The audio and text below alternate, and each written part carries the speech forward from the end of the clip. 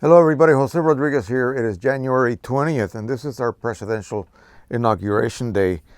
But I am down here in my basement to try to sneak in one video before I have to leave because we were just notified by the parents of Nathan that he has a half day and we have to pick him up and spend the rest of the afternoon with him. And so that puts a damper on a afternoon that I had planned. A friend of mine is down here from Pennsylvania for the inaugural, and he was going to come by and drop by and take a look at my printer dungeon, but that's not going to be the case, unfortunately.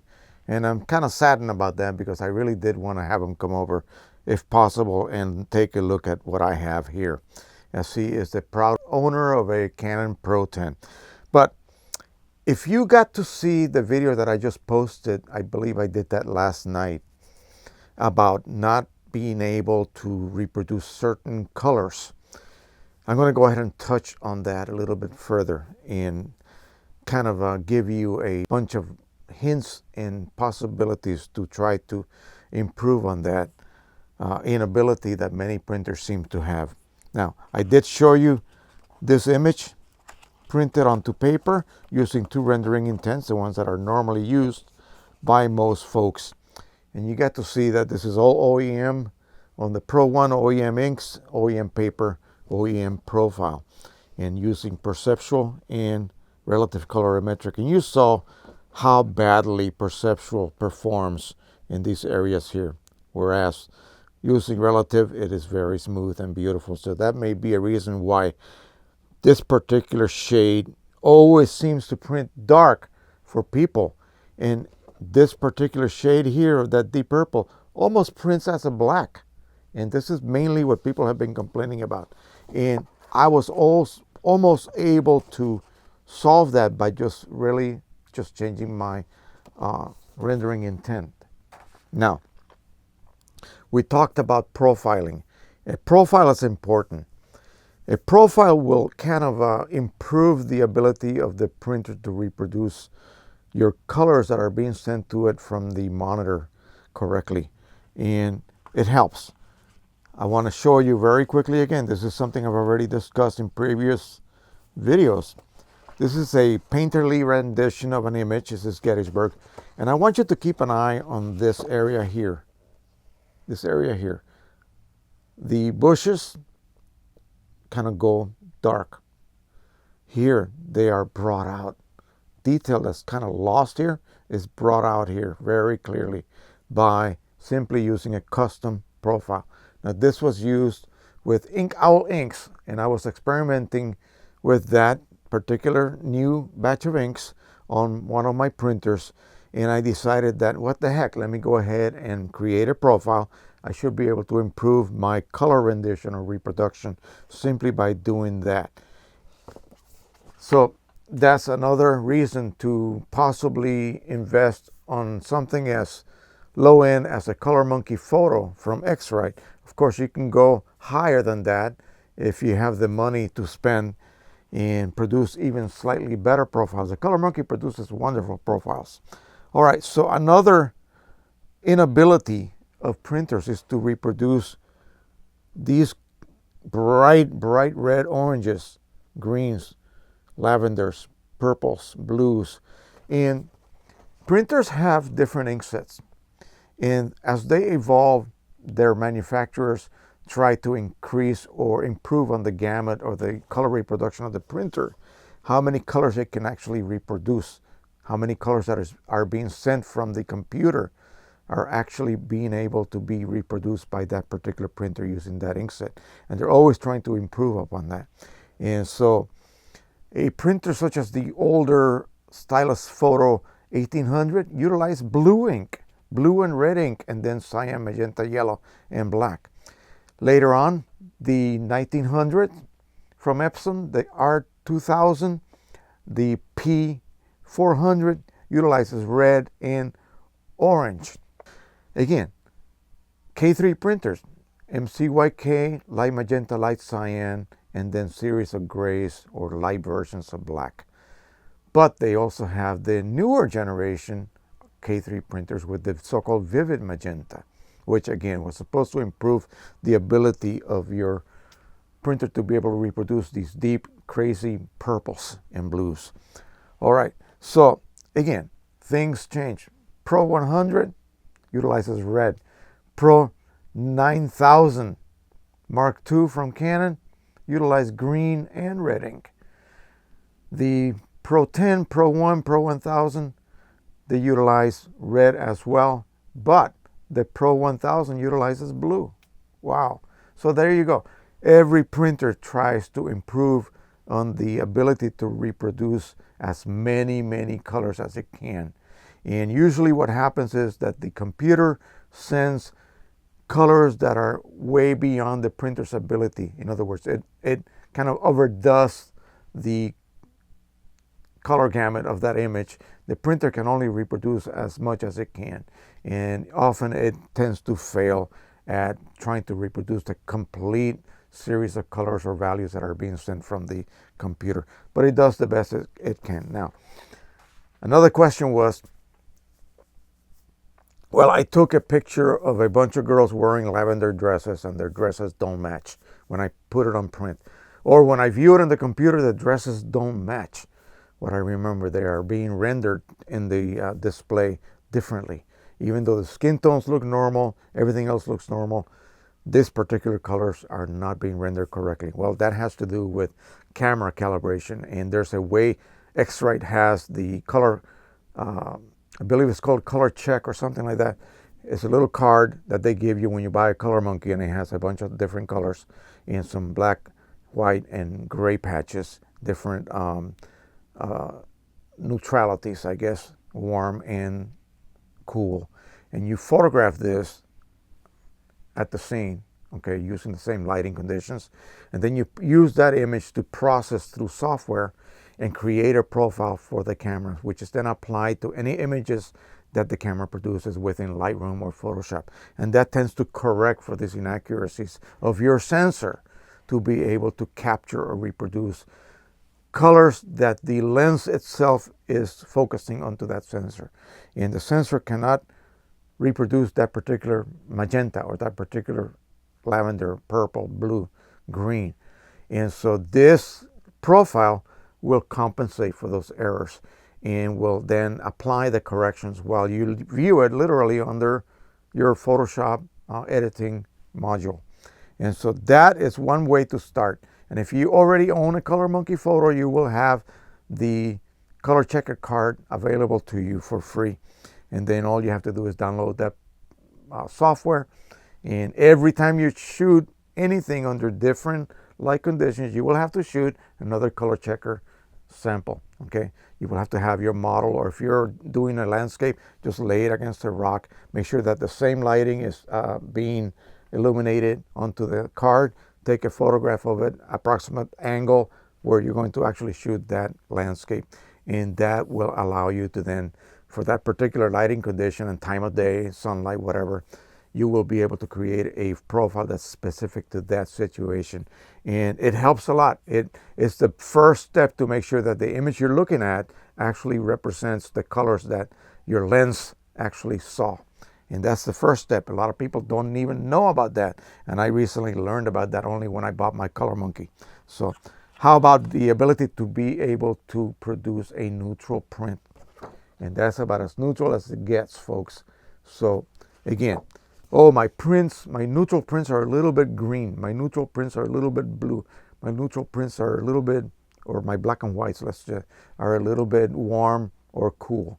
Well, profiling, custom profile will solve that, believe me. The Pro 100 with the OEM inks did not produce a perfectly neutral print using the OEM profile. A lot of people complained about that. All you had to do was make a custom profile. And bingo, there it is, neutral. Now, if you can produce a neutral print from an RGB file that has been converted to black and white, but it still contains RGB information in it, that means I could put another RGB color file and print it neutrally, okay, without any color cast, using the same settings, using the same profile I use for this. If I then take a unconverted file it should come out neutral as well. It should not have a color cast. If it does, something is wrong with your workflow. Really, that's it amounts to that.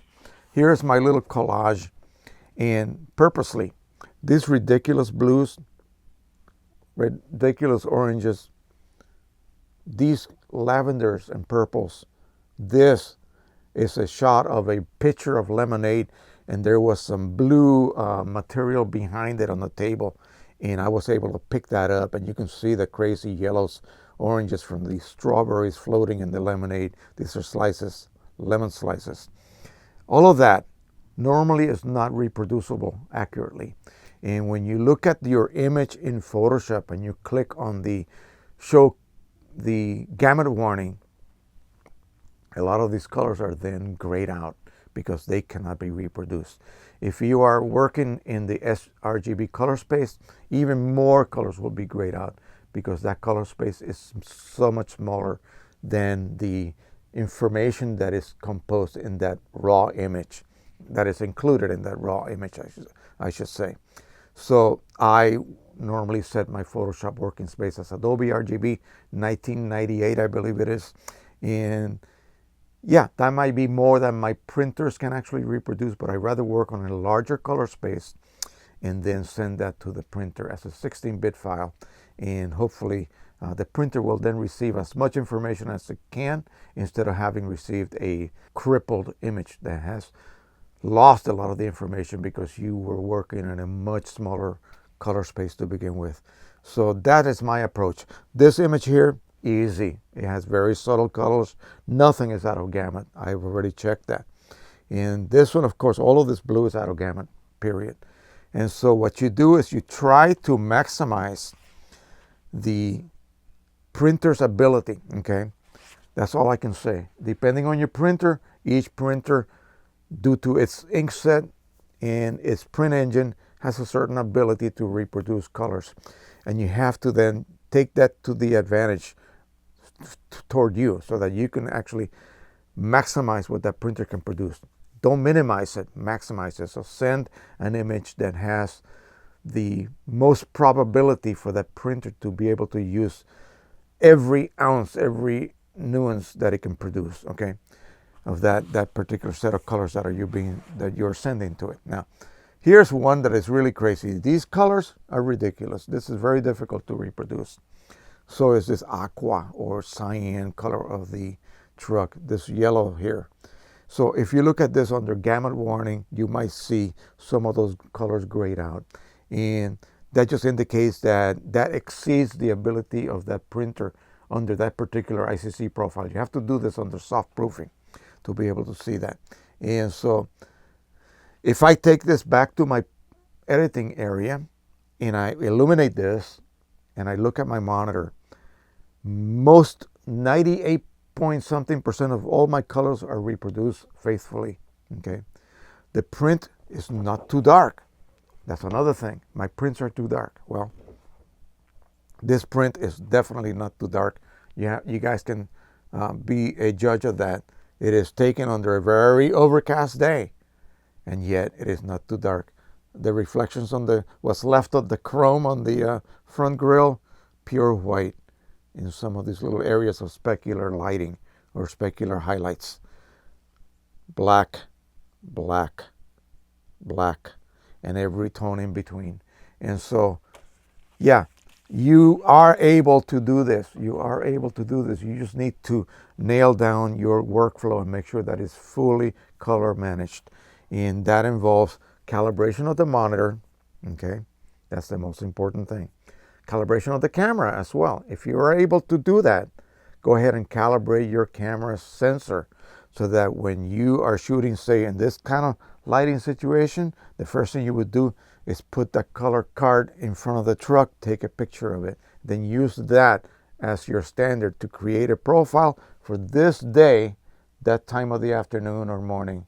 And that way, every color that was here and some of the colors that your sensor has trouble reproducing will be adjusted for by the color checker. What it's doing is going to go ahead and look at the colors on the color checker card, and it's going to decide by scanning them, it's going to actually isolate each little square the software that is going to then decide, that square is supposed to be this value. Why?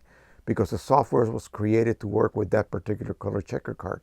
So it knows what to expect. Now, if the color being rendered by your monitor differs from that, then it will make an adjustment. It will make not a global adjustment, it will make a specific adjustment for that specific value and will correct for it.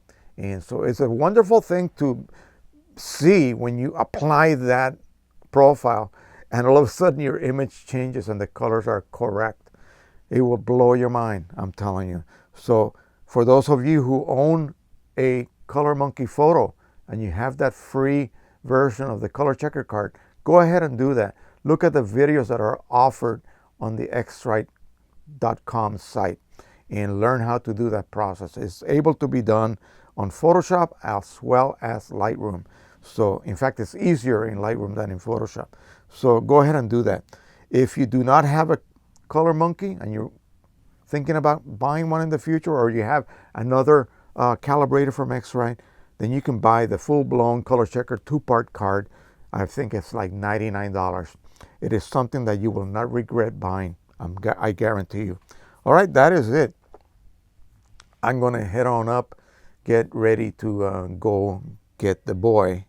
He gets out at 12:30 today. He has a half day, and I'm not sure whether that was for the inauguration or whatever.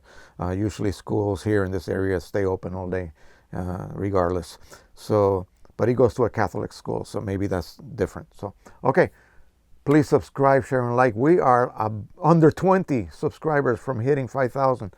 Maybe the next video will be the one that we will be popping off some Pepsi or something to drink and celebrate. So thank you once again for all your support. Don't forget to share, like, and when you subscribe, click that little bell so that you know when I upload something new. I keep saying that all the time, but it's something that escapes a lot of us. I do the same things when I subscribe to somebody else's channel. I make sure that I click that little bell. All right, so thank you once again. Happy printing, everybody. Bye-bye.